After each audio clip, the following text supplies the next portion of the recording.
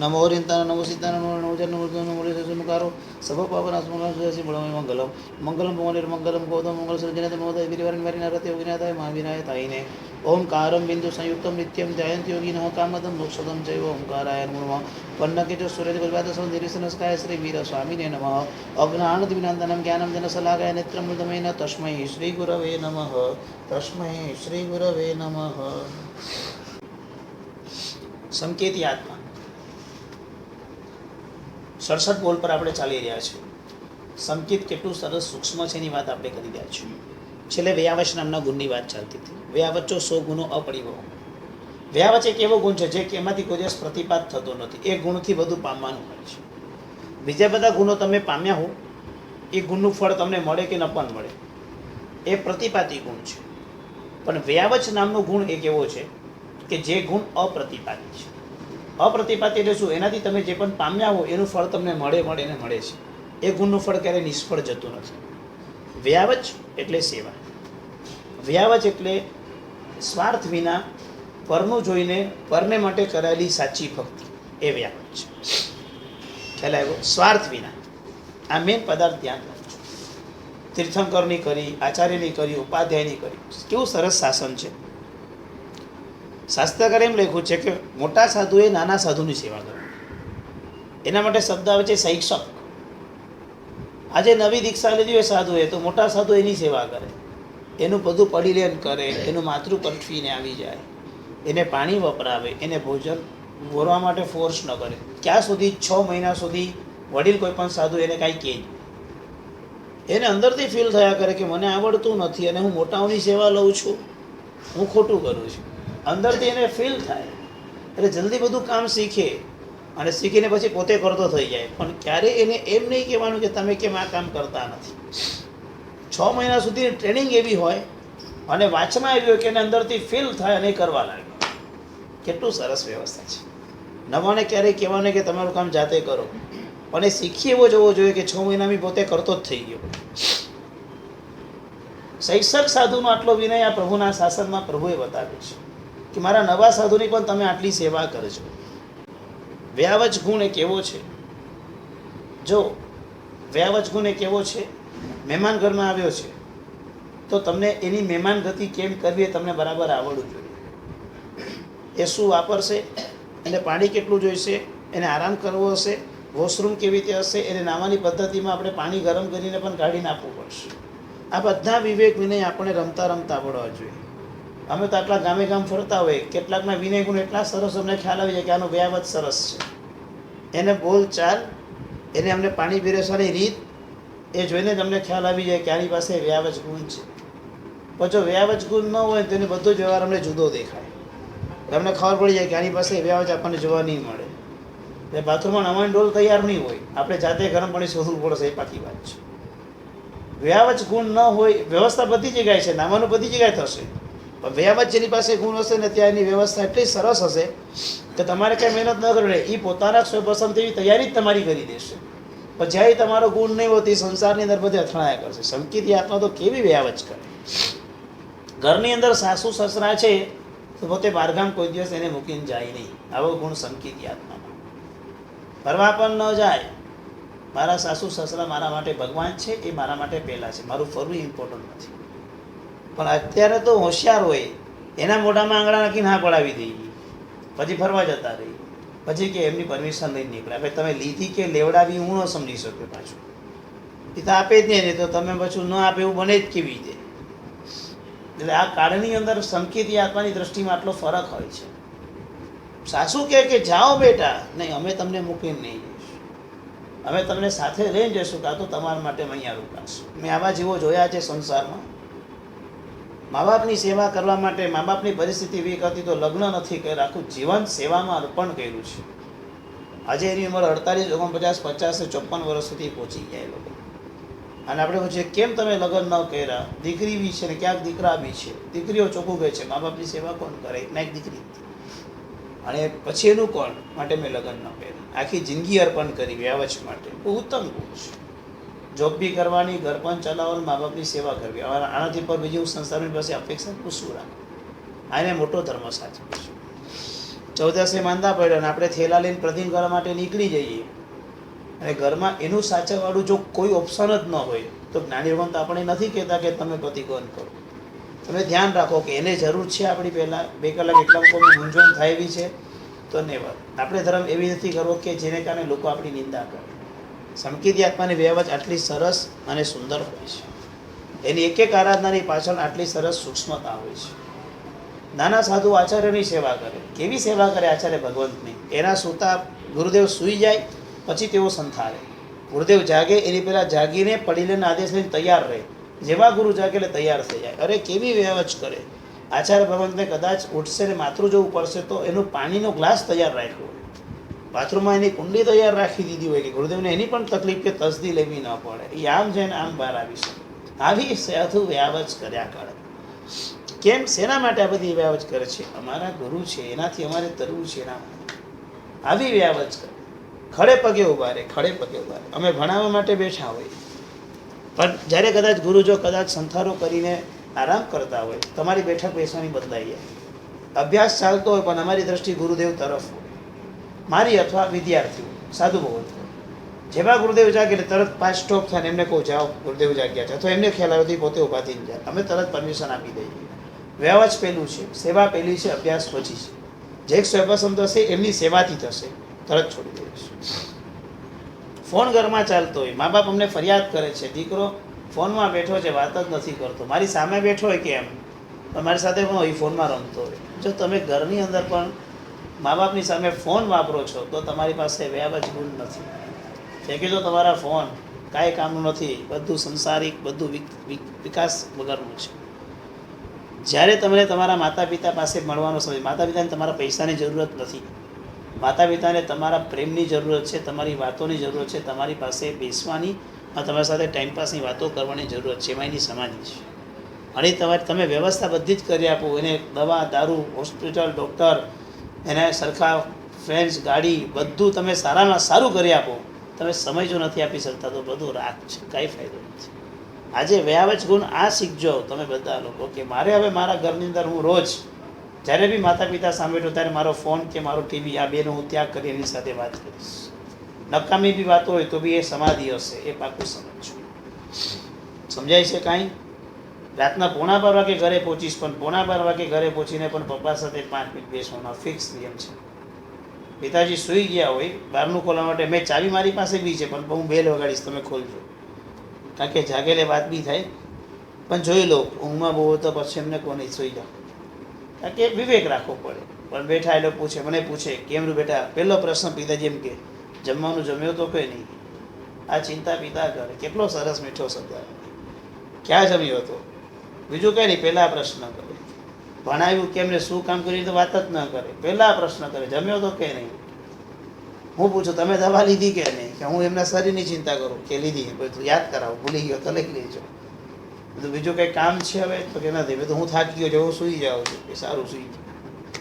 3 મિનિટના શબ્દો પણ એ આનંદ લાગે કે નહીં, આ સમય મેં પિતાજી માટે ફાળવ્યો, 5 મિનિટનો મજા આવી. સવારે મળીને નીકળવાનું, સૂતા હોય તો બી મળીને નીકળવાનું, ઉઠાડી અને રાત્રે જઈને પણ મળવાનું. તમને કદાચ એમ લાગતું હશે કે ઊંઘમાંથી ઉઠાડાય, ન ઉઠાડે, ડિસ્ટર્બ ના કરાય ને, વિવેક ચૂક્યા. વાત તો સાચી છે, ન ઉઠાડે, ઊંઘમાંથી આપણે કોઈને ડિસ્ટર્બ કરાય ન જ કરાય, છતાં મેં કર્યા. સમય આખો દિવસ હું બહાર છું, મારી પરિસ્થિતિ દોડવાની છે, મારા માથા પર જવાબદારી બહારની છે, હું ઘરે જતો નથી, તો જો એ સમય પણ વાત નહીં કરીશ તો કેવું થશે વાલા? પછી ઘરની દિવાલને પારસને એમાં જ કંઈ ફરક નહીં રહે. મારે જરૂર છે એ સમયે, એવી વિવેક રાખ્યો છે. હું જોઈ લઉં છું, એમ લાગતું બહુ ઊંઘમાં છે તો ડિસ્ટર્બ નથી કરો, પણ જો એ ફ્રેશ છે તો પછી વાતો કરીએ. 5-10 મિનિટ, ક્યારેક અડધો કલાક બી વાતો ચાલે, ક્યારે 20-25 મિનિટ વાતો કરી, મજા આવે. એમની પોતાની વાત કરે, અમે મારી વાત કરીએ. રાતના 11:15 વાગે બી ચાલુ છે, ક્યારેક વહેલા બી હોય, ક્યારેક લેટ પણ હોય. વ્યાવચ તો પહેલી છે આપણા, એ છે તો બધા આગળના ગુણો છે, એમાં તો આશીર્વાદ છે આપણા. સમજાય જ બરાબર? એક માં મળી હતી, મારા દીકરાને રામ લખાણ, મારા દીકરાને માના દીકરાના વખાણ કરતી હતી. અને પછી બહુ વખાણ કરે એટલે મને સીધો પ્રશ્ન ચિહ્ન થાય, મેં તો કંઈક લોચો નથી, આખી દાળ જ કાઢીશ. દીકરા માટે રામ લખાણની જેમ બોલ્યા કરે, મને કે જો મને આમાં માટે ગાડી મોકલાવી દીધી. મેં તો તમારા દીકરા રહે છે ક્યાં? મને કે એક અહીંયા રહે એક ત્યાં રહે. તમે તો હું અહીંયા એકલી જ રહું છું. તો સમજાઈ ગયું. હવે આમાં જ હું આખો સાર સમજી જાઉં. સમજાઈ ગયું? એક દિવાલનું અંતર પણ બહુ ડેન્જર છે, એ ધ્યાન રાખજો. એક દિવાલનું અંતર પણ એ જ ખાસ જોયું. ઘરમાં સાથે જો 2 ટાઈમના ગરમ રોટલી ખવડાવવાથી કામ નહીં પતી જાય. સમય આપજો. અહીંયા શાસ્ત્રમાં તો ભગવાનની પ્રતિમાનો, ગુરુનો, આચાર્યનો, સાધુનો, એક મોટા ગચ્છાધિપતિનો, પન્યાસનો, નાના સાધુ ભગવંતોનો બધાનો વિનય વ્યાવચ કરવાનો કીધો છે. નાના સાધુ માંદા પડે તો મોટા સાધુઓ સેવા કરે. અરે અમે તો એવા મહાત્મા જોયા છે. એક વખત જયગોશ્રી દાદાને જોયા હતા. સાધુ રાત્રે બહુ બીમાર હતા અને તબિયત નાદુરસ્ત હતી. સાહેબ રાતના 2, 2:30, 3 વાગે ઉઠ્યા હશે કોઈ કારણસર, અને સાહેબ પછી આમ સંથારામાં ચાલતા ચાલતા એના સાધુના સંથારા સુધી પહોંચી ગયા અને જોયું તો સાધુવંતની તબિયતમાં સાધુવંત રાતના હાંફતા હશે એટલે શ્વાસ નહીં લેવાતો. તો સાહેબે એને પૂછ્યું શું થાય છે? કે સાહેબ તકલીફ થાય. સાહેબે બામ લઈને એને બામ લગાડી દીધો. બોલો સાધુ રડ્યા કરે. સાહેબ કે અત્યારે શાંતિ રાખ, બામ લગાડ, કાલે વિચારશું આપણે. કેવી વ્યાજ છે. આગળ વધતા એક સાધુ પણ છડતા હતા પણ ઓઢવાનું બરાબર ઓઢ્યું નહોતું. સાહેબે એને ઓઢાડી. માં જેવો વ્યવહાર ત્યાં હોય. માં જેવો બોલે નહીં પણ કરી લે. આ વ્યવહાર ત્યાં જોવા માટે મળે. આ આપણા ઘરમાં બી હોય. દીકરાને જોઈને માને બધું જ થાય, પણ નાનાને જોઈને તમને થાય તો તમારો હાર્ટ છે, તમારો હૃદયનો ટુકડો છે એટલે થાય છે. પણ જે મા બાપ છે એના માટે શું થાય છે? મને ચિંતા ત્યાં છે. સમજાય જ બરાબર? ચિંતા મને ત્યાંની છે. એટલું ખાલી એટલા પૂરતું નહીં. જે બી લોકો આપણા ત્યાં આશા લઈને આવ્યા છે એનો સમય બગડવાનો છે. તો એ સાચી વ્યાપક છે. તમે કોઈને એપોઇન્ટ કર્યા છે કે 10 વાગે તું મને મળવા આવજે, તો 10માં 1 કમે તમે તૈયાર હોવા એ બહુ જરૂરી છે. એ 10 વાગે આવે કે ના આવે પછીનો પ્રોબ્લેમ. તમે 10માં 1 કમે તૈયાર છો કે નહીં તમારો પહેલાં પ્રોબ્લેમ છે. જો તમે 10માં 1 કમે તૈયાર નથી અને એને તમે 2 મિનિટ ખોટી કરી છે તો તમે ગાઢ અંતરાય કરવા માંગો છો. તમે વ્યાવજ ગુણમાંથી ફેંકાઈ ગયા છો. સામે કોઈ વ્યક્તિ આપણા આંગણે આવ્યો એ આપણી વ્યાવજ છે. અને વ્યાવજ શીખવ્યો તો સોરઠમાંથી શીખજો. સોરઠની વ્યાવજની તુલનામાં આખે ભારતની કોઈ જગ્યા નહીં. શું વ્યાવજ આપણી? સોરઠની વ્યાવજ જોવા જેવી. મહાત્મા અમને વર્ણન કરે. ગુરુ ભગવાન એક જગ્યાએ એક જણા બંગલે ઉતારવાના હતા. એ અજય હતા, પટેલ હતા, બાપુ. ગાડીમાં સામાન ભરાઈ ગયો તો પોતે આફ્રિકા જઈ રહ્યા હતા. અને ગુરુદેવ આવ્યા. અરે આવો બાપુ આવો, બાપુ આવો. ઘરે બધાએ સામાન ભરાતો જોઈને સાહેબને થોડી ગંધ આવી. એટલે સાહેબે થોડું આગતા સાથે એવું છું કે કંઈ બહાર જઈ રહ્યા લાગો છો. આ સાહેબ એ તો આફ્રિકા જવાનું હતું. હવે કેન્સલ. આગ ઘરે આવે થોડી બહાર જવાતું હશે. આફ્રિકા જવાનું હતું. મિટિંગ હતી સાહેબ, મોટી જગ્યાની અંદર ઓફિસ ચાલુ કરવા ખનન ને શિલા સ્થાપનની મિટિંગ હતી. કેન્સલ સાહેબ. આપ ઘરે આવ્યા છો તો થોડી જવાય મારાથી. પહેલાં તો મેં વિશ્વાસ લીધો, આવું પોસિબલ નથી લાગતું. મને કે ના સાહેબ 100%. જે રીતે કપડાં, જે રીતે બેગ પેક કરેલી એ પ્રમાણે બધું પરફેક્ટ. મોટો બંગલો હતો પણ અમે આવ્યા તો કેન્સલ કરવા આવ્યું. રસ્તામાં જતા જતા આખા સોરઠની અંદર બધાના એવા વ્યવહાર છે. કારણ કે સોરઠ દેશમાં મોટા કવિઓ થઈ ગયા અને મોટા સંતો થઈ ગયા છે. મોટા સંતોને મોટા કવિઓએ એક એક વ્યક્તિને જે સંસ્કાર આપ્યા છે સાધુની વ્યાવચના માઇન્ડ. ત્યાં જ પ્રાય કરીને જલારામનું કોઈક મંદિર છે, મને એવું યાદ આવે છે. ત્યાં ઉપર બોર્ડ લગાડ્યું છે, અહીંયા કોઈ પણ દાન લેવામાં આવતું નથી. આખા ભારતની આ એક જગ્યા એવી છે જેમાં એમ લખવામાં આવ્યું છે કે અહીંયા કોઈ પણ દાન સ્વીકારવામાં આવતું નથી. એ પણ મને નામ બામ કંઈ ખબર નથી, પણ આ સોરઠની ભૂમિમાં બનેલી ઘટના છે. અનાજ બધું ત્યાં ફ્રી આવે છે, ના પાડે. કેવી વ્યાવજ હશે? ઉમદા વ્યાવજ. કેવી રોજના 5-10 હજાર માણસ જમે છે. 200, 500, 25, 50ની વાત નથી કરતો. સેવા કરનારા લોકો બી મળે છે, સેવા બી થાય છે, વ્યવસ્થા બી થાય છે, સુચારું સંચાલન થાય છે, કોઈ ખોટી ઘટના બનતી નથી ને આટલું બધું મેન્ટેન પણ થાય છે. આઈ ડોન્ટ નો કેમ થાય છે, કયા સંતના પુણ્ય હશે ખબર થાય છે બાકી. અને મેં ઘણી જગ્યાએ તો મારી આંખીથી મેં આશ્રમોની મુલાકાતો લીધી છે અને મેં જોયું છે. રસોઈ બનતા રસોડાની અંદર જઈને પણ જોયું છે, રસોઈમાં પીરસાતું પણ જોયું છે, અને રસોઈની સિસ્ટમ પણ જોઈ છે, અને પબ્લિકો પણ જમતી જોઈ છે. જે રીતે પંકજ લાગેલી હોય પંકજો પણ જોઈ. કેક સાથે 8-8, 2-3 હજાર માણસ જમી શકે એવા મોટા મોટા છાપરાના નાખેલા ટેન્ટ પણ જોયા છે. છે ને વ્યાવચ. રસ્તામાં જતા જતા કોઈ બી ખેતર આવે એટલે બૂમ મારે, ઓ બાવસી અહીંયા આવો, ચા પાણી પીશો, આવો આવો, વિસામો કરો. ખેડતરમાં ગામડાની ભાષા બોલે, લઈકાવાળી, વિસામો કરો, થાકી ગયા છો, આ બેસો ઓઠે, અહીંયા નાખો ખાટલું, અહીંયા આરામ કરો, ઈદાડો રહી જાઓ, પછી કાલે જશો. આખું ઘર ખાલી કરીને આપી દે, પોતે બહાર જાય ઘર, વાહ વાપસી વાપરો કે સંત છો. ચાય પાણી પીશો તેમ કે. બધા સંતો પ્રત્યેનો આ સોરઠનો વ્યવહાર, કારણ કે સોરઠના સંતોએ સોરઠના પ્રત્યેક વ્યક્તિને આ શીખવાડ્યું કે સંત શું છે શીખો. અને આ સંસ્કાર વ્યાવચના એના પ્રત્યેક લોકોના હૃદયમાં આજે પણ બેઠા. ખાલી સંતોની સેવા નહીં, સંતને મળે જો કોઈ આવ્યો હોય છોડે નહીં. આપણે કે અમે બહાર જમી લઈશું, અથવા મહાત્માને કે અમે બીજેથી ગોચી લઈશું, સાત કુળનું અમારું નામ લાજી જાય એમ બોલે પાછળ. જવાતો છે બહાર, અમારા સાત કુળનું નામ ખરાબ થાય કે એવા ડાયલોગ લગાવે, સાધુને ઉભા રહી જવું પડે, એવું બોલે લોકો. બોલે એટલે એવી ભાષા બોલે. હવે જવાતું હશે કે સાત કુળ લાજે અમારા કે કોઈ કાળે જવા ના દઉં કે હું સમજ્યા કે તમે જબરા પાછા ભક્તિ કરવામાં, બોલાવવામાં કોમળ અને ભક્તિ કરવામાં જબરા પાછા. સાધુની હાલત થઈ જાય. જવા અહીંથી તો હલવા જ નહોતું, કોઈના ઘરે ના જવા દો. આવી ભક્તિ આ કાળમાં ક્યાંથી શીખી? આ બે આવે છે આ ભક્તિ. સોરઠના પ્રત્યેક ગામમાં પોળિયાઓ છે. અને ઝવેરચંદ મેઘાણી આખા સોરઠ દેશની અંદર ફરીને એને બુક બનાવી, કયા કયા ગામમાં કયા કયા પોળિયા થયા, કયા કયા સંત થયા, કયા કયા કવિ થયા, કેવા કેવા એવા રત્નો થયા, ને જેને સોરઠનો ઉદ્ધાર કર્યો. માટે કહેવાય કે સોરઠ દેશમાં સંચર્યો ચડ્યો ગઢ ગિરનાર. એ ગિરનારની આજુબાજુનો આખો જે પટ્ટો છે એ સોરઠમાં આવશે. બાલિતાના નહીં, ભાવનગર પટ્ટો નહીં, એ કાઠિયાવાડ કહેવાય. કાઠિયાવાડની હું તમને સોરઠવાડની વાત કરું છું, એ સોરઠિયાઓની વાત કરું છું. આ સોરઠિયા આજે પણ આ છે, સમજાય છે? આજની તારીખની વાત કરું છું, ભૂતકાળ નથી બોલતો, વર્તમાન કાળ બોલું છું. વર્તમાનમાં એ લોકોની આ વ્યાપત છે, આ ભક્તિ છે, તે સોરઠને છે. જમવાના થાળીમાં તમારી રોટલી પીરસા ને એનાથી આઈડિયા આવી જાય કે આ વ્યક્તિ ક્યાંના હશે. પાટણના છે, પટની છે, કાઠિયાવાડી છે, સોરઠી છે, જામનગરી છે, ભાવનગરી છે. તમને ગાંઠિયાથી ખ્યાલ આવે, અમને રોટલીથી ખ્યાલ આવે, રોટલીના પડથી ખ્યાલ આવે કે કઈ ક્યાં છે. સમજાઈ ગયું બરાબર? ગામ ગામમાં ફરતા બધી વસ્તુ શીખવાની હોય કે કયા એરિયાના તમે છો. હવે તમારા પીરસવાની સિસ્ટમ, તમારી ગોઠવણી જોઈને ખ્યાલ આવે કે આ ગુજરાતી છે, કચ્છી છે કે મારવાડી છે. સમજાઈ ગયું? હા, મારવાડી હોય તો બધું ડીશમાં ગોળ ગોળ ગોળ ગોળ આવશે, અલગ અલગ અલગ. અને રોટલી આમ ફટ કરી દીધું છો કરેલી મસ્ત આવશે. એમાં હવે જો મોટી મારવાડીવાળા હશે તેની વાળવાની સિસ્ટમ જુદી હશે, અને નાની મારવાડીવાળા હશે તેની વાળવાની સિસ્ટમ જુદી હશે. મોટી મારવાડીની સિસ્ટમ, હા બુક લખીને શું કરવું છે? આ તો આપણામાં આવડત હતી વર્ષો પહેલાં, આ તો આવડત જોઈએ આપણામાં. ક્યાં ગયા છે એના રસોઈથી પારખી શકીએ, આનો ટેસ્ટ આ છે. સમજાઈ ગયું બરાબર? રસોઈ ભલે મારવાડી દેખાય પણ એનો ટેસ્ટ જોઈને ખ્યાલ આવે કે તું ગુજરાતની અંદર કામ કરી રહ્યો છે, તારો ટેસ્ટ ગુજરાતી છે, એટલે ગુજરાતીથી પકડી પાડવામાં આવે. અને મારવાડી હોય ત્યાં મારવાડી રસો તો એને મારવાડથી પકડી પડવું, ઉદયપુરના છો કે ઉદયપુરના છો એના ટેસ્ટથી ખ્યાલ આવી જાય, એના મસાલાથી ખ્યાલ આવવો જોઈએ. એક સેવસમ તો હોવો જોઈએ મિનિમમ, તો જ ખ્યાલ આવે.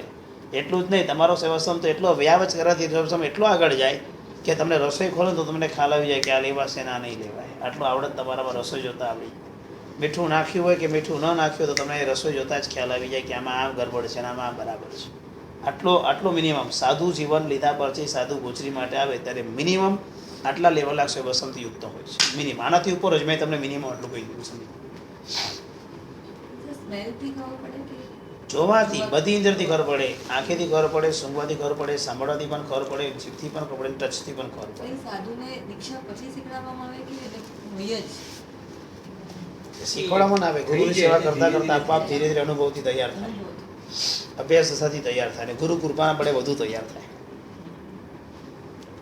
ચકોર દ્રષ્ટિ, કેવી ચકોર દ્રષ્ટિ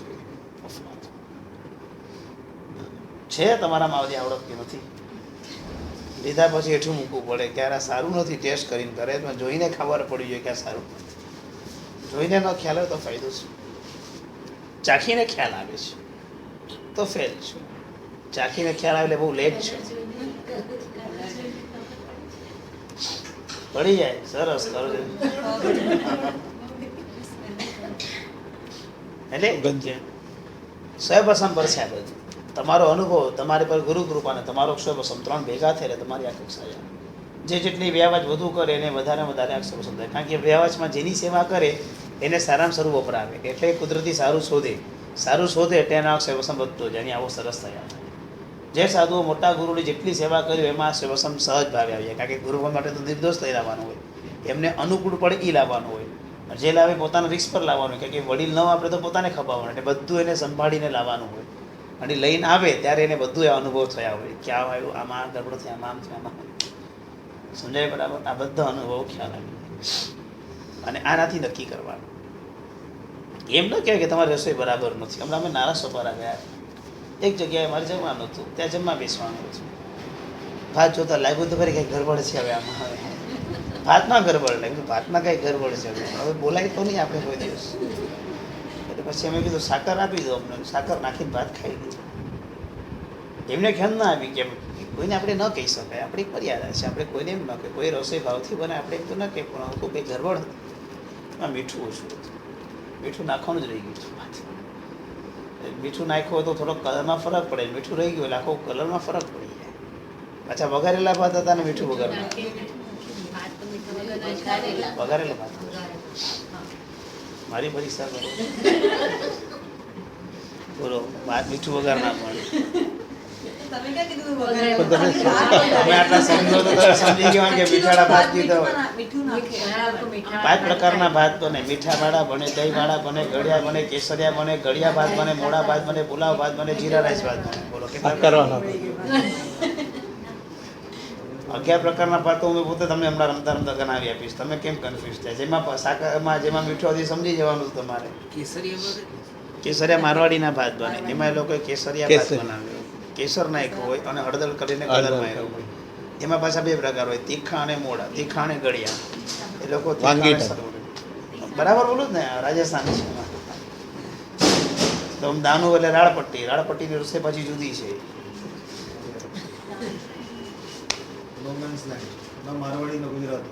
મિક્સ આખો અલગ છે, આખી રાળપટ્ટી અલગ છે. એ લોકોની રીત ભાત અલગ છે, જમાડવાની સિસ્ટમ આખી જુદી છે. હોય બધાનું અલગ અલગ હોય. એક ફરસાણ એક મીઠાઈ એ ખાસ આવે, પણ એક ફરસાણ એક મીઠાઈ ચોક્કસ આવે. તમને કહે છે એક ફરસાણ એક મીઠાઈ, ફરસાણ પહેલું મૂકે, મીઠાઈ પછી મૂકે, શાક પછી મૂકે, રોટલી પછી આવે. એ રાળપટ્ટી છે. એ લોકોની ફરસાણથી શરૂઆત થાય, મારવાડીની મીઠાઈથી શરૂઆત થાય. આ બધી સિસ્ટમ છે. થાળીમાં કેમ પીરસાય એનાથી ખ્યાલ આવે. વ્યાવચ ક્યાં વ્યાવચ અહીંયાથી છે. આ વ્યાવચનો ગુણ પણ સંગીતની અંદર તો મેન આપણે એ શીખવું છે કે આપણે કોઈની વ્યાવચ કરવાની આવે ત્યારે એને કેમ અનુકૂળ પડશે, આપણને કેમ આવડે છે એ મહત્વ નથી, એને શું અનુકૂળ પડશે એ પ્રમાણે આપણે જ્યારે કરી બતાવે ત્યારે એ વસ્તુ બહુ સરસ સાંગોપાંગ બને. મેં ગયા હતા પરુષણ કરવા માટે, સુરત પાસે કઠોર કરીને નાનું ગામ હતું. એ ગામમાં પરુષણ કરવા ગયા હતા. 20 ઘર હતું.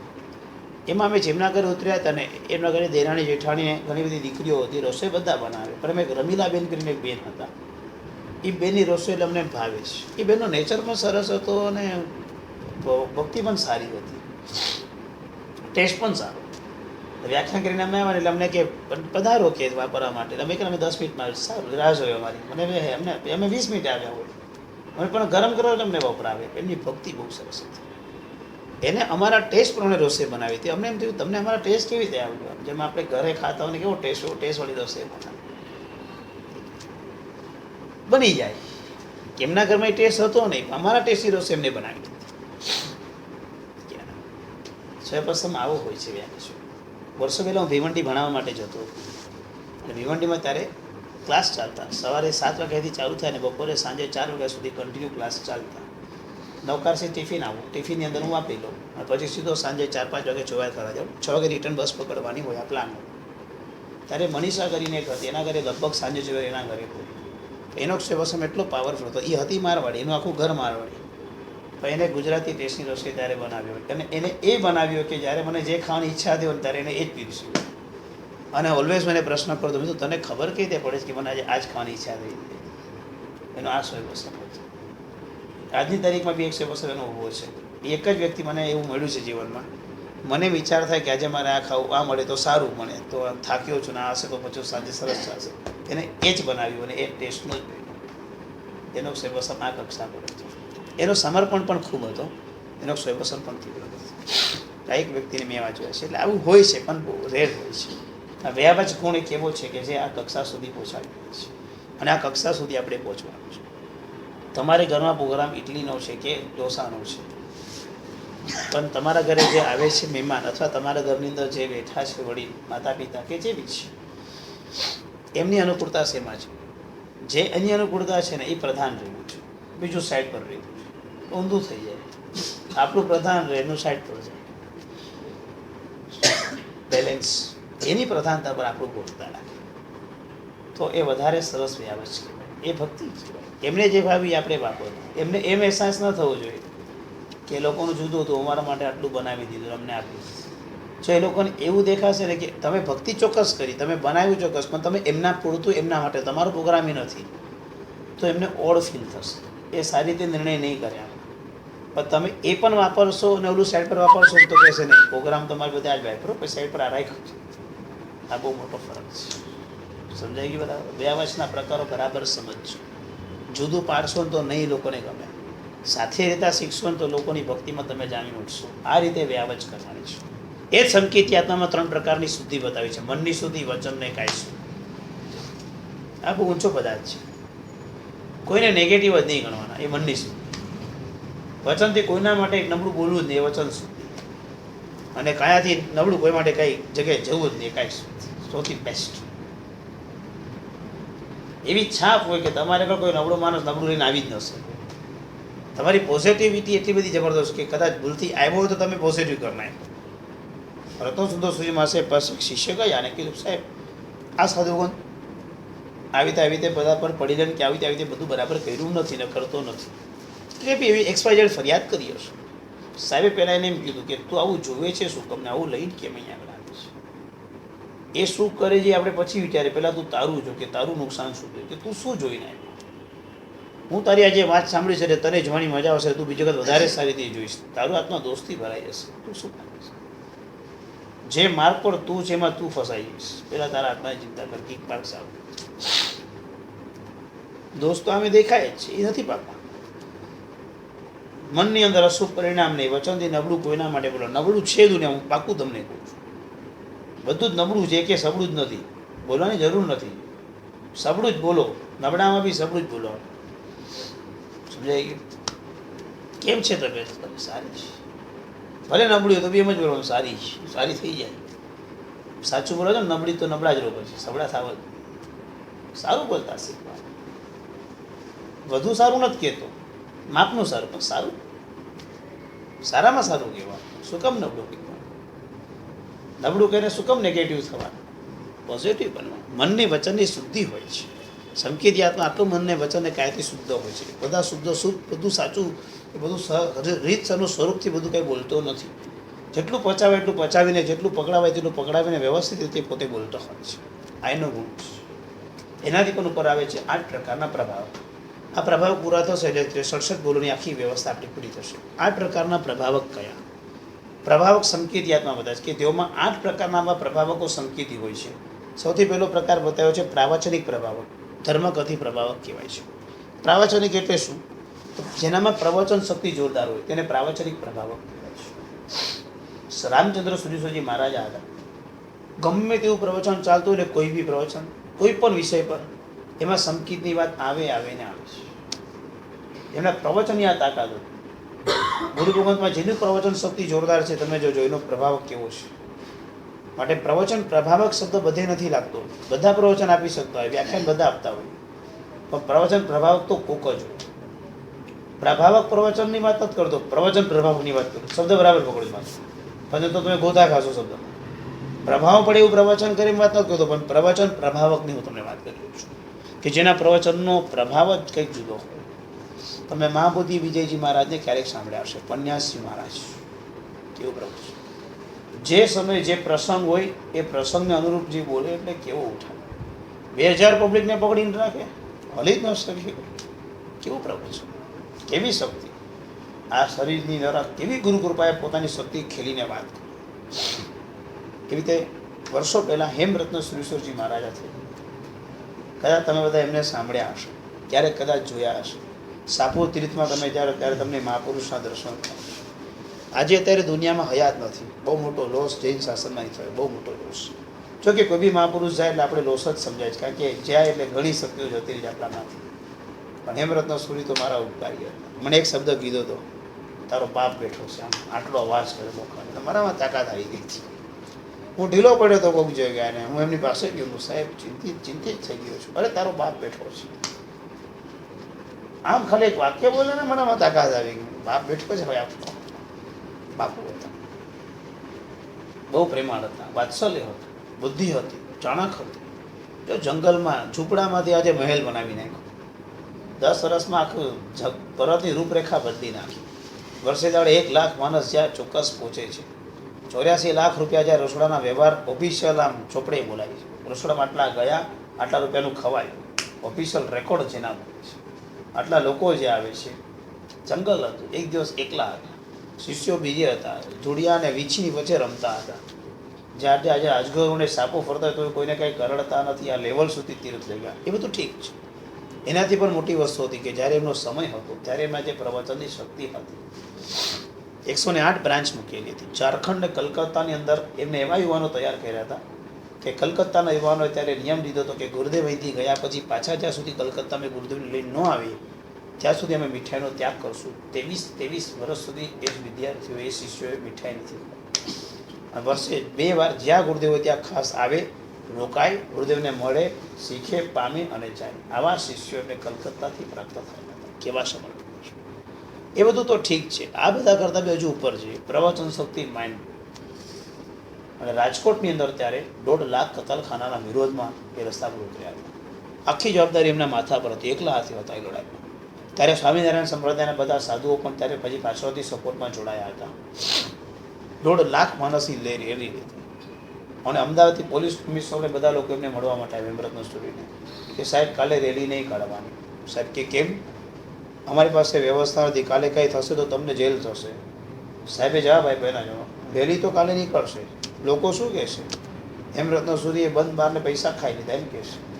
રેલી નીકળશે, વ્યવસ્થા કરો, દિલ્હી બોર્ડને ફોન કરો, દિલ્હીથી મિલિટરી તાત્કાલિક મંગાવો. દિલ્હીથી પ્લેનનો રસ્તો 2 કલાકનો છે, તો ત્યાંથી 6 વાગે ફ્લાઇટ ચાલુ થાય તો 8 વાગે અહીંયા ઉતરી જાય. એ ઓલાને બોલે, રિપોર્ટ આપે, ધાડ. પરમિશન પાસ કરવા માટે કોણ ના પાડે છે? કોને કહેવાય? ગૃહપ્રધાનને ફોન કરો, અહીંથી તરત લગાડો ફોન. ત્યાં ફોન તૈયાર છે, લગાડો, અહીંયા વાત કરો છો કે કાલે આટલી મોટી રેલી છે, પબ્લિક કંટ્રોલ માટે મારી પાસે વ્યવસ્થા નથી, જાહેરાત કરો. એ તો તમને 3 મહિના પહેલાંથી વાત કરી કે આ રેલી નીકળશે, કતલખાના બંધ કરવાની, કાલે રેલી નીકળવાની છે. એ રૂઆબથી વાત કરે, કંઈ કાયદાને અડે નહીં, કાયદાથી ઉપર જાય છે, કાયદાથી વાત કરી શકે, કાયદાની એને તોડી શકે એવી તાકાત હતી. અને 1.5 લાખ માણસની રેલી એકલા તે કાઢી હતી. અને એ જ રેલીના એન્ડમાં કતલખાના બધા પ્લાન ફોકઅપ થઈ એવી સફળતા મેળવી. એની પ્રવચનની શક્તિઓથી કેટલા લોકો પામ્યા છે. જેલમાં પ્રવચનો થાય અને બધા જેલોએ નિયમો લીધા છે, બધાને નાગરિક બનાવી દીધા. પોલીસના પ્રવચન થાય, પોલીસો સજ્જન બની જાય. જ્યાં પ્રવચન કરે ત્યાં લોકો પામીને જાય, જ્યાં પ્રવચન થાય ત્યાં લોકો પામીને જાય. આ તાકાત ક્યાંથી? આ શક્તિ ક્યાંથી? આ શક્તિ માત્ર એ મહાપુરુષને પ્રભુ અને ગુરુની કૃપાથી નાનકડા ગામડામાં જન્મ થયો. અને એ ગામડાની અંદર એક નાનકડા ગામમાં 5 ચોપડીનો અભ્યાસ કર્યો. અને પછી આ વ્યક્તિ અહીંયા સુધી પહોંચી જશે, કોને ખબર હતી આ ક્યાં હશે? હું તો હવે એકના વર્ણન કરીશું, પ્રવચન પ્રાપ્તનો હેન્ડ નહીં થાય. એવા એક મહાપુરુષો થયા છે. આ જેવી દેખાય છે રત્ન સુંદર સુરી મહારાજ છે, કીર્તિય સુરેશ્વરજી મહારાજ છે. કેટલાના નામ લો. પ્રભુના શાસનની પાટ પર બેસેલો કયો સાધુ પ્રવચનનો પ્રવાહ અપનાવશે? બધાની મહેનત છે, બધા સુખ પીરસે છે, પદાર્થો પીરસે છે, કેવા લોકો પામે છે. આ તાકાત છે. વ્યાખ્યાન નહીં છોડતા, પારસના ત્રાસી નહીં સંતોષ માનતા. આચાર સંપન્ન મહાપુરુષના મુખમાંથી જે નીકળશે ને એનાથી જે તમે પામશો ને મારી પાસે નહીં પામી શકો. કારણ કે મારામાં જેટલો આચાર હશે એટલું જ તમારામાં અસર થશે. અને મહાપુરુષોમાં જે આચાર હશે એનાથી તમને વધુ સ્પર્શે. ભલે અહીંયા એક સિસ્ટમથી તમે ભણો છો, એક વિષયથી ભણો છો, સાથે મળીને ભણો છો, સારી વાત છે, પણ આને સર્વસ્વ નહીં માની લેતા. તમારા માથે તમે પ્રવચનને છોડતા નહીં. મહાપુરુષોના પ્રવચનની તાકાત તમને જે પ્રેરણા કરશે ને, તમને જે તૈયાર કરશે ને, એ બહુ સ્ટ્રોંગ હશે. એ તમને એકદમ અંદરથી હિંમત આપશે, તમારામાં હામ ભરશે, તમને ખૂબ આગળ લઈ જશે. અને મારી જવાબદારી છે કે તમને ગુરુગણના પ્રવચન સુધી પહોંચાડવા જ જોઈએ મારે. કારણ એટલા માટે કે તમારા આત્માનું એમાં જલ્દી હિત થાય. એ મહાપુરુષના પ્રવચનની તમારામાં એવા પ્રકારની પ્રેરણા મળે, એ ભાવ મારે હંમેશા વ્યક્ત કરવો છે. સમજાયું બરાબર? બીજા છે ધર્મકથી પ્રભાવ. બોલે અને લોકો તૈયાર થઈ ગયા. આમાં તો એક દ્રષ્ટાંત એટલું બધું પ્રસિદ્ધ છે. દીક્ષા લીધી નંદીસેન મુનિએ. ભગવાનને ખબર હતી કે આ સંસારમાં જ જશે, એના કર્મો એવા થવાના હતા, ભોગાવલી કર્મો, તો એ ભગવાનની દીક્ષા આપી. દીક્ષા લઈને એક ગોત્રી માટે જતા હતા અને એક વેશ્યાના ઘરે કીધું, એટલે વેસાઈ કીધું ધર્મ લાભ નહીં, મને અર્થ લાભ જોઈએ. ધર્મ એટલે ધર્મનો લાભ ને અર્થ એટલે પૈસાનો લાભ જોઈએ. એટલે સાહેબ જેમ ઉપર તોરણ હતું ને તોરણને આમ ટક કર્યું એટલે પૈસા પડ્યા એના ઘરમાં. એટલે વેસ્યા ખુશ થઈ ગઈ કે ઓહો આટલો બધો પ્રભાવિત છે. એટલે એને સીધો કપડો પહેરડો અંદર લઈ લીધા સાધુ. ઘરમાં ઉદયમાં આવ્યું, સાધુ ઘરે રોકાઈ. નંદીસેન મુનિ ગોચરી વરવા નીકળ્યા હતા. ભગવાન મહાવીર સ્વામીની હાથીમાં ભગવાનને ખબર હતી કે આને ઘરમાં ભારે છે, તો બી પ્રભુએ દીક્ષા આપી. અને એ વ્યક્તિ વેશ્યાના ઘરમાં જતા. વેશ્યાના ઘરમાં ગયા છે. પહેલું કન્ડિશન કરી કે હું રોજ સવારે 10 જણને પ્રતિબોધ કરીને ભગવાન પાસે દીક્ષા લેવા માટે મોકલીશ, પછી તારી સાથે ભોજન કરીશ. આ કન્ડિશન. રોજ 10 જણ. એ 10 જણ કેવા પાછા વેશ્યાને ભોગવવા આવ્યા એ પહેલાં જો કઈ કેટેગરીના. અને એવા 10 જણને એ પોતે ત્યાં ને ત્યાં ઉપદેશ આપે અને રોજના 10 જણ દીક્ષા લે.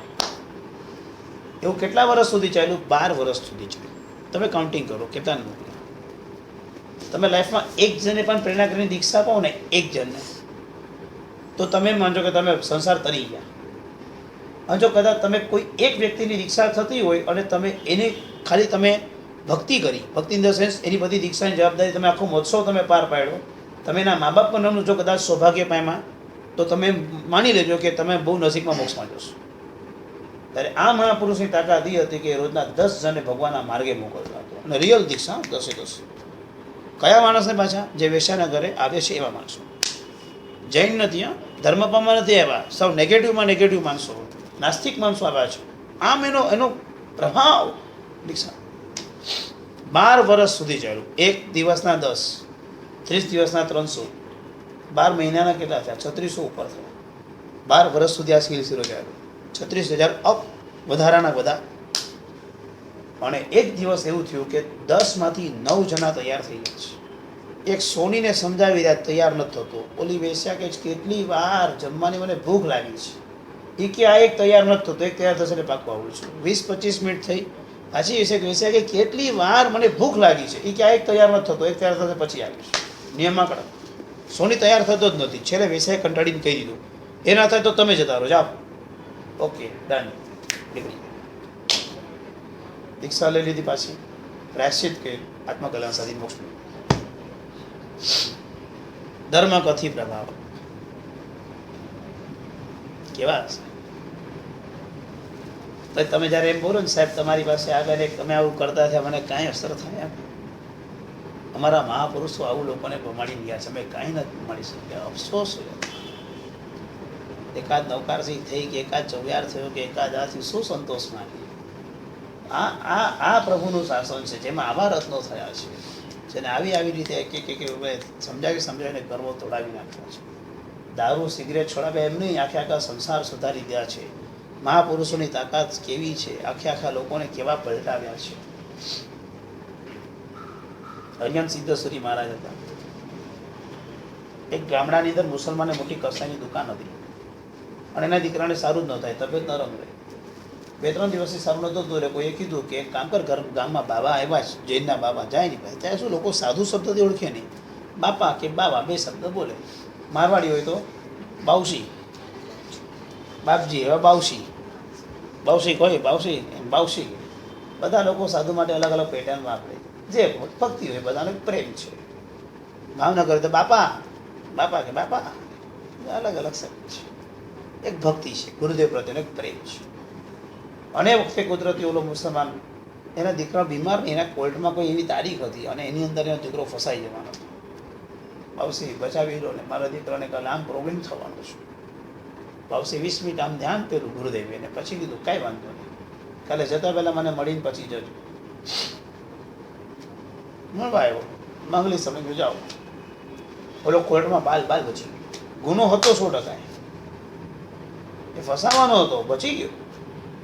પાછળથી જજને પણ કન્ફ્યુઝન હતું કે મેં આ ડિસિઝન કેવી રીતે આપ્યું. જજ તો કન્ફ્યુઝ.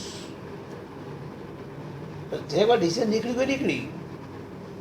જેવો ઓલો છૂટ્યો એટલે સીધો ગુરુદેવના ચરણમાં એમ બેસી ગયું કે સાહેબ આપ જે કોઈ કરવા તૈયાર છો, मुझे तो कुछ नहीं चाहिए, भगवान ने सब कुछ मुझे दिया हुआ है, तेरा बिजनेस क्या है? सब इधर पास में कसाई की दुकान है, बंद कर दे बेटा. चावी खींचा मत, गुरुदेवના ચરણમાં ચાવી મૂકી. એ જ સમજાય છે. આ પ્રભાવ આચાર્ય ભગવંતોની આ તાકાત છે. આજે પણ છે, ગઈકાલે હતી એમ નથી કહેતો, આજે પણ છે, આવતીકાલે પણ રહેશે. સંયમનો પ્રભાવ છે, ક્યારેય ભૂલતા તાકાત છે. આજે આ પ્રભુના શાસનમાં તાકાત છે. હવે 8 પ્રભાવકની વાત બતાવી છે. જો પ્રવચન પ્રભાવ બતાવ્યો, ધર્મકથી પ્રભાવ બતાવ્યો, ત્રીજા નંબરના પ્રભાવ આવે છે વાદકથી. વાત કરવામાં જે જબરદસ્ત હોય છે. વાદકથીમાં તો ઘણી બધી વાતો આવે છે. ધાર નામનો શ્રાવક હતો. ધાર નામનો શ્રાવક 5 દીકરા હતા અને ગિરનાર પર્વત પર મોટા ઝઘડા થયા. રત્નના સાથિયા થતા હતા, ચોખાના સાથે જગ્યાએ જ્યાં ચાંદીના ચોખાથી સાથિયા થતા હતા. એ જ દેરાસરના રંગમંડપમાં લોહીના ફુવારા ઉછળી ગયા હતા. મારી કાપા. ધાર શેઠે એલાન કર્યું દીકરાઓને, જાઓ તીર્થ બચાવો. પહેલો દીકરો મૃત્યુ પામ્યો, બીજો મૃત્યુ પામ્યો, ત્રીજો મૃત્યુ પામ્યો, લડાઈ કરતા કરતા ચોથો મૃત્યુ પામ્યો. એ 5મો પૂછવા માટે આવ્યો, પિતાજી 4 દીકરા તો મૃત્યુ પામી ગયા છે, હું રોકાઈ જાઉં સંસારમાં? અને બાપાએ જવાબ આપ્યો છે, મારું લોહી હોત ને તો આ જવાબ બાપા તું આવ્યો જ. આવું કહેવા જ તું ના આવ્યો. પાપનો ત્રિકોણ ફરી થઈ ગયો. અને ત્યારે ધાર શેઠ બાજુના કોઈ સંઘમાં બપ્પા ભટ્ટસુરી નામ રાજા વિરાજિત હતા. વ્યાખ્યાન ચાલતું હતું જબરદસ્ત. અને ધાર શ્રાવક એ વ્યાખ્યાનમાં જેમ કહે, બંધ કરો વ્યાખ્યાન સાહેબ. અવાજ શેઠ ઉપાસે આવેલા જબરદસ્ત ગુસ્સો હતો, છટા હતી, અવાજ હતો. અને આમ શ્રાવક તરીકેની પ્રતિભાથી અવાજ કર્યો, બંધ કરો સાહેબ આ શાસ્ત્ર. વ્યાખ્યાન અટકી ગયું. શું થયું સાહેબ? શાસ્ત્રનો સમય નથી, અત્યારે શસ્ત્ર ઉપાડવાનો સમય. શું થયું સાહેબ? ગિરનારમાં આવું થઈ ગયું છે, હોમાઈ ગયું છે ગિરનાર, તમે શાસ્ત્ર વાંચો છો ત્યારે? સાહેબની પાટો ઉભા થઈ. શ્રાવકની વિનંતી એ છટા. આમ રાજા બધા ભેગા થયા. શું થયું છે? સંઘ આખો ચાલતો નીકળી ગયો ગિરનાર તરફ, આમ ને આમ વગર મુહૂર્તે સીધું. એ કીધું કે શસ્ત્રની વાદ વિવાદ કરો, વાદમાં જે જીતે એ તીરથ એ. હવે વાત કરવાની. વાત એટલે ઝઘડો નહીં, તર્કથી સિદ્ધ કરવાનું. અને બપ્પા ભટ્ટસુરીની જીત થઈ. સમજાય ગયું બરાબર? વાત નથી. વર્ષો પહેલા એવો વાત થયો. શ્વેતાંબર હતા, શ્વેતાંબરમાં વાદી દેવસુરી મહારાજ. ફાયદો થયો, ડન થઈ ગયો. વાત ચાલુ થયો. વાદીદેવ સુરી નાના 2 બાલ સાધુ લઈ ગયા હતા. અને વાદીદેવ સુરીની તો શું શક્તિ, શું વાત કરવાની સ્ટાઇલ હતી કે હે હારવા માટે નાના ટાવરિયા 2 લઈને આવ્યો છે, આ બાળક લઈને આવ્યો છે. એમ સંસ્કૃતમાં બોલ્યા, હે વાદીદેવ સુરી, પરાજયમ ઈચ્છેતુમ યમ કિમ બાલ સાધુ અત્ર આનયત. તું પરાજય કરવા માટે તારી જાતે બાળ સાધુ લઈને આવ્યો મારી સામે, મારું અપમાન કરે છે. એ બાળ સાધુ તો કલિકાલ સ્વરૂપના હેમચંદ્રાચાર્ય હતા. એ કે પાછા જાય અને તડાટ કરતો તર્ક કર્યો. અહમ ન માલા, કીધું ત્વમ માલ, ત્વમ નગ્ન, અહમ તો વસ્ત્રધારી એવો. હું બાળક નથી, તું બાળક છો. કે તો તું જો કપડાં વગર આવ્યો છે, બાળક કપડાં વગર ફરે, હું તો કપડાં પહેરીને આવ્યો છું. હજુ તો વાત ચાલુ થતા પહેલા જે સોનાટ છે જવાબ નીકળ્યા, તાળીઓના ગડગડાટથી લોકો વાત શોધીને બધા પીધા ઉભા થઈ ગયા જગ્યા પડતી કે આ સાધુ. બીજું છલ કે એ બાલક તક્રમ પિતમ, તક્ર એટલે છાશ, પિતમ એટલે પીધી છે. પિતમના 2 શબ્દ છે, પિતમ એટલે પીધી છે, ને પિતમ એટલે પીડી છે. એમ 2 પ્રશ્ન છે. ચીટિંગ શબ્દોમાં વાકછલ કહેવાય. તર્કમાં વાકછલ કરવાનો હોય. હે બાલક તક્રમ પિતમ, તું છાશ પીને આવ્યો છે? જો કલિકાળ સર્વના સામે હા પાડી દે તો ફસાઈ જવાના હતા.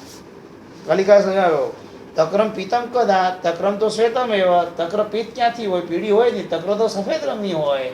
આ પીળી તક્ર ક્યાંથી તમે ગયા એવા? નીકળી ગયા વાત. પાછા લોકો તળીના ગરડાથી વધાવ્યા. શાંત પડી સભા. બંનેના પક્ષ નક્કી થયા. પહેલો નંબર વાદીદેવ સુરીનો આવ્યો. સ્ત્રીની મુક્તિ થાય છે એના લાઇનસર 84 પોઈન્ટ લાઇનસર બોલા 1 2 3 4 5 6 7 8 9 84. અને વાદમાં નિયમ હોય કે જે 84 નિયમ બોલે સામેવાળા પક્ષે લાઇનસર 84 નિયમ તોડી આપવા પડે. એ આગળ પાછળ થાય તો એના માર્ક માઇનસ થઈ જાય, હારી જાય. અને ઇન કેસ એમ છળ કરીને વાપરે કે ફરીથી 84 બોલો, અને જો આ 84 બરાબર ન બોલી શકે તો એ હારી જાય. એટલે એને તરત છલ કરી, ફરીથી બોલો. આમને તો ગોખેલા હતા, લાઇનસર પાછા 84 બોલી ગયા, ઓલો પાછો ધારી ન શક્યા. ફરીથી બોલો. સભાપતિ નો રોંગ, તમારી પાસે કન્ફ્યુઝન છે, તમે ધારી શક્યા નથી, તમારી હાર છે. ડિસિઝન થઈ ગયો. આવા વાત થયા. સમજાય બરાબર? આ ચોમાસામાં મારે વાત થઈ હતી ગુજરાતીમાં પણ. અહીંયા ભણાવવા આવતો હતો ત્યારે મેં વાદ રાખેલો મહાત્માઓની, અને હું સામે મહાત્મા. ડિસિઝન માટે મહાત્માને બેસાડ્યા હતા. વિષય બહુ નાનો. મહાત્માની પહેલાંના જમાનામાં સંસ્કૃત થતો, હવે ગુજરાતીમાં કરીએ છીએ. 3 પોઈન્ટ બંને બે બોલવાના, અને બંને જે બોલે એને બધા એકબીજાને ખંડન કરવાના. મહાત્માને તૈયાર તો કરવા જ પડે ને, એને આ સિસ્ટમ રાખી. મેં ટોપિક લીધો તો ટીવી જોવું જ જોઈએ, અને મહાત્માનો વિષય તો ટીવી ન જ જોવું જોઈએ. અને સામે મેં લોકોએ દલીલો કરી હતી. 3 પોઈન્ટની દલીલો અડધોથી 1 કલાક ચાલી હતી. છેલ્લે પછી નિર્ણય આપવાનો હતો. મહાત્મા ફર્સ્ટ ટાઈમ કરતા હતા, પણ જળવે સલાક જબર આપી હતી. જળવે સલાક મહેનત કરી હતી, અને એ જ એમની શક્તિ હોય ને. કારણ કે કાલે સભા સામે બેસવાનું છે, આજે મારી સામે, અને લોકોને એ તૈયારી આપવી પડે છે. આ વાત કથી છે, આવા પ્રકારના વાત કરવામાં આવે. બસ આટલું રાખીએ. જીતું કોણ એમાં? ફર્સ્ટ ટાઈમ કરતા હતા ને, એટલે માર્ક વાઇઝ પ્રમાણે હું જીતી ગયો, પણ એમની જે તૈયારી હતી એમાં એ બહુ સ્ટ્રોંગ Debate. ડિબેટમાં. પણ એની માટે ન્યાયશાસ્ત્ર શીખવું પડે. ચોમાસામાં ન્યાયશાસ્ત્ર ચાલતું. ચંદ્રમ સર્વપ્રધાનમ શાસ્ત્રમ નવરતાનું કરો મંગલમ. નિયમ વ્યાવચનો ગુણ આજે ભણ્યા છો એટલે બધાએ ફરજિયાત મોબાઈલ અને ટીવી છોડીને વડીલમાં જે ઘરમાં જે વડીલ હોય અથવા તમારા દીકરાઓને સમય આપવાનો. એ બેઠા હોય ત્યારે તમારે આ 2 વસ્તુને યુઝ નહીં કરવાની. બરાબર છે? આ જ જોડો. એટલે નિયમ એ રીતો છે કે ક્યારેક નહીં જોડો એમ નહીં, તમને એમ લાગે પણ ઓલું તમારું શું બોલું તમાકડું ચાલ્યા કરો તો ને લખવાનું, એ બધું નહીં કરતા. બધું મળતા અરે સકમ સીધા તમારે એટલે કામનું જે હોય લે છે, બીજું નહીં લેતા.